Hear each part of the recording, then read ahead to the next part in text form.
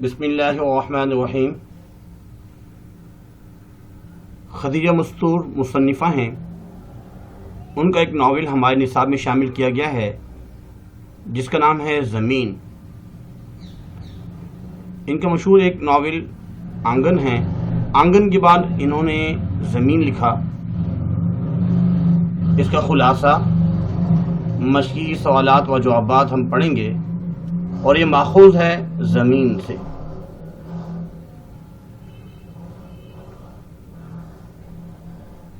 زمین خلاصہ پڑھیں گے۔ اس کا جو پس منظر ہے وہ جب پاکستان وجود میں آیا تو بہت سے مسائل سامنے آئے۔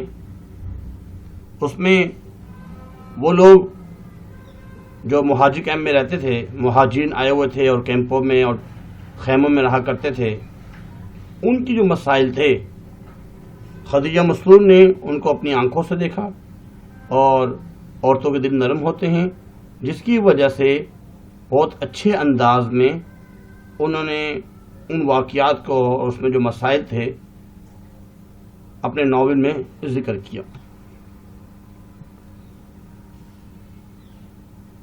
مہاجرین کے کیمپ لگے ہوئے تھے، تو یہ جو اصل میں جو کہانی ہے ساجدہ کی، ساجدہ دیکھتی ہے کہ ان کے والد صاحب دور سے چلے آ رہے ہیں، لوگوں سے باتیں بھی کر رہے ہیں، اور انہیں کیمپ کی ہر بات کا علم بھی تھا، اور ساجدہ نے دیکھا کہ ان کے والد صاحب ان کی طرف آ رہے ہیں، مگر کچھ اس طرح چل رہے ہیں جیسے خود کو گھسیٹ رہے ہوں۔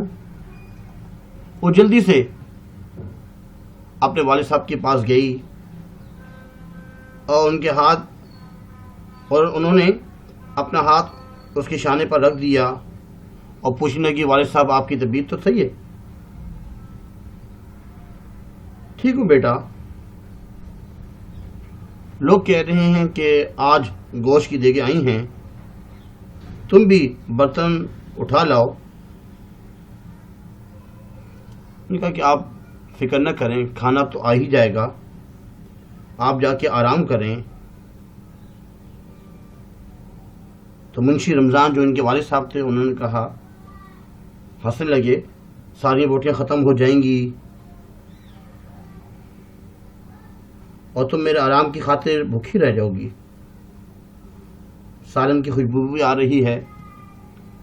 وہ اپنے والد صاحب کو لٹا دیتی ہے اور دوا کی شیشی جب اٹھاتی ہے تو وہ تو خالی ہوتی ہے۔ وہ فوراً ڈسپینسری کے پاس جاتی ہے، ڈسپینسری میں، تاکہ کچھ میڈیسن وغیرہ مل جائیں، دوا مل جائے۔ جب وہاں جاتی ہے تو پتہ چلتا ہے کہ ڈاکٹر صاحب موجود نہیں ہیں، اور کمپاؤنڈر مزے سے نان کے ساتھ بوٹیاں کھا رہا ہے۔ اس نے کہا کہ ڈاکٹر صاحب تو موجود نہیں ہیں، وہ واک کے لیے گئے ہیں، کیونکہ کھانا کھایا ہوا انہوں نے، اور جب تک وہ ٹہلیں گے نہیں تو کھانا کیسے ہضم ہوگا۔ تو انہوں نے کہا میرے والد صاحب بیمار ہیں اور میرا یہ پیغام جو ہے ان تک پہنچا دینا۔ جب یہ ٹہلنے کے لیے گئے ہوتے ہیں تو ایک شخص ان سے کہتا ہے کہ منشی رمضان بیمار ہیں، چل کر ان کو دیکھ لیں۔ کافی دیر ہو چکی ہوتی ہے۔ جب ڈاکٹر صاحب دیکھنے آتے ہیں تو وہ اللہ کو پیارے ہو چکے ہوتے ہیں۔ جب ڈسپینسری سے ساجدہ لوٹتی ہے، جب وہ دیکھتی ہے کہ بہت لوگ میرے والد صاحب کے آس پاس جمع ہیں، ڈاکٹر بھی موجود ہیں، اور ڈاکٹر صاحب سے کہنے لگی کہ میں آپ ہی کے پاس گئی تھی۔ ڈاکٹر نے کہا کہ میں ڈیوٹی پر تھا، میں تو ڈیوٹی پر نہیں تھا، اگر میں واک پر نہ کیا ہوتا تو میں تو آن ڈیوٹی تھا، اگر میں واک پر نہ گیا ہوتا اور وقت پر آپ کے والد صاحب کا علاج کر لیتا، اور کہا کہ مجھے اپنے جرم کا احساس بھی ہے۔ اللہ کی مرضی، اللہ کی مرضی، کئی آوازوں نے ایک ساتھ کہا۔ تب اسے احساس ہوا کہ ابا تو مر گئے ہیں، اور وہ سر سے پاؤں تک بالکل ہی سن ہو گئی، بے ہوش ہو گئی۔ جب اسے ہوش آیا تو اس نے دیکھا کہ ادھیڑ عمر کی عورتیں بیٹھے بیٹھے ایک دوسرے کا سہارا لیے سو رہی تھی، اور 2 سپارے ان کے سامنے کھلے ہوئے تھے۔ وہ آہستہ سے اٹھی اور اپنے والد صاحب کی اس بات کو یاد کرنے لگی جب ان کے والد صاحب کہہ رہے تھے کہ کتنے خاندان چلے گئے، کتنے جانے والے ہیں، اور کون کہاں جا رہا ہے۔ جب یہ بات کرتے تھے تو ان کی آنکھوں میں ایک چمک سی آ جاتی تھی کہ ایک دن ہم بھی چلے جائیں گے، ہم بھی مر جائیں گے، اس دنیا سے ہم بھی چلے جائیں گے بہت جلدی۔ سنا تم نے بیٹیا؟ کوئی ہم صدا تو یہاں نہیں رہیں گے۔ جب یہ بات یاد آتی ہے تو وہ رو پڑتی ہے، اور ایسے گھٹ گھٹ روتی ہے کہ اس کے آنسوں کی آہٹ کوئی اور سن نہ لے۔ اس کے بعد اس کے سوال جواب۔ سوال نمبر 1 ہے، ساجدہ اپنے ابا کے پاس واپس آئی تو اس نے کیا دیکھا؟ اس کا جواب ہے موجود ہے، آپ اس میں سے یاد کر سکتے ہیں۔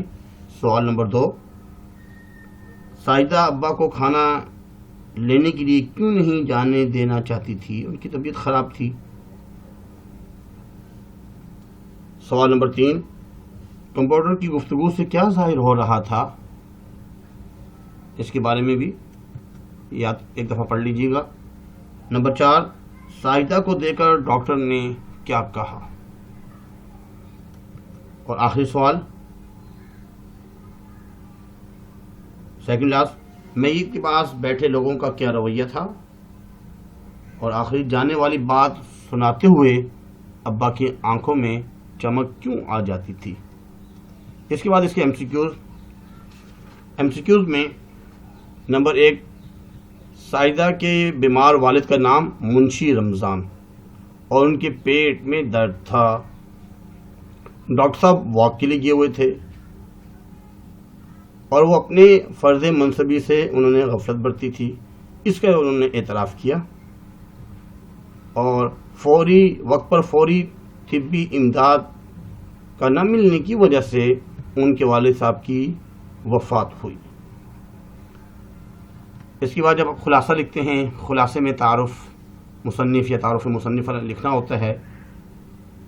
ان کا جو شمار ہے اردو کی ان خاتون ناول نگاروں میں ہوتا ہے جنہوں نے اپنی تخلیقی ذہانت اور فنکارانہ شعور کے ذریعے ناول نگاری کے فنی معیار کو بلند کیا۔ 1927 بریلوی میں پیدا ہوئی۔ والد صاحب کا نام طہور احمد خان، سرکاری ملازم تھے۔ جلد ہی ان کا انتقال ہوا، جس کی وجہ سے بہت پریشانیوں کا سامنا کرنا پڑا۔ کچھ عرصہ تو بمبئی میں رہیں، لیکن جب پاکستان آزاد ہوا تو پاکستان آ گئیں اور مستقل لاہور میں رہیں۔ خواتین کی حیثیت، نفسیات اور مسائل ان کا پسندیدہ موضوع ہے، اور ان کا بہت ہی مشہور ناول آنگن پر ان کو آدم جی ادبی انعام بھی ملا، اور ان کا جو دوسرا ناول ہے زمین، یہ ان کی وفات کے بعد 1983 میں شائع ہوا۔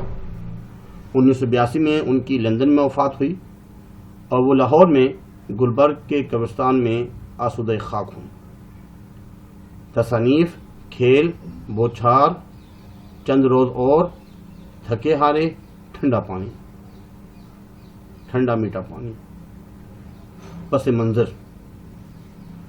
تقسیم ہند نے بہت سے مسائل کو جنم دیا، ایک طرف قتل و غارت اور دوسری طرف جو ہے فرقہ وارانہ فسادات، اور ان تمام کو انہوں نے قلم بند کرنا شروع کیا، لکھنا شروع کیا۔ عورت کا دل بہت ہی نازک اور حساس ہوتا ہے، اور مردوں کی بنسبت زیادہ متاثر ہوتی ہیں۔ یہی وجہ ہے کہ خواتین کے ہاں ان واقعات کا بیان زیادہ بھرپور انداز سے ہمارے سامنے آتا ہے۔ 1947 کے بعد چند سال انتہائی تکلیف دہ تھے، اور یہ مناظر جو ہے مصنفہ نے اپنی آنکھوں سے دیکھے اور ان کو ناولوں میں تحریر کیا. ناول کا جو آغاز ہے ایک مہاجر کیمپ سے ہوتا ہے. ابتدا میں مہاجر کیمپ میں پیش آنے والے واقعات کا مختصر ذکر ہے. یہ جو ہمارے نصاب میں شامل کیا ہے یہ ابتدائی جو واقعات تھے مہاجر کیمپ میں اس کا ذکر کیا گیا ہے. خلاصہ: خدیجہ مسرور کی کہانی زمین پاکستان کے آزاد ہونے کے بعد کی کہانی ہے، جس میں ساجدہ اور اس کے والد منشی رمضان اور مہاجر کیمپ میں پیش آنے والے واقعات کا مختصر ذکر ہے. یہ پورا واقعہ ہے جو بھی ہم نے پڑھا. ڈسپنسری گئی دوائی وغیرہ لینے کے لیے، وہاں پہ ڈاکٹر صاحب موجود نہیں تھے، اس کا تذکرہ.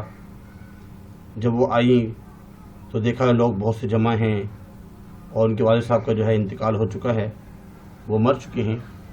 بڑی پریشان ہوئیں، وہیں بے ہوش ہو گئیں. سارا تذکرہ.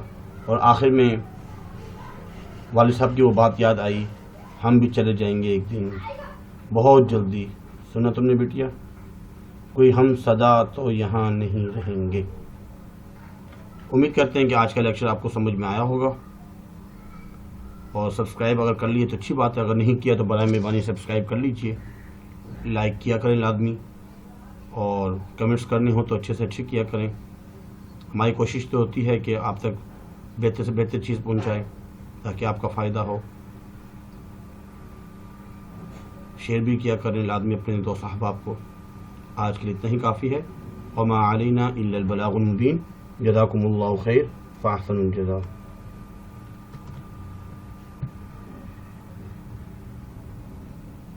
اللہ حافظ.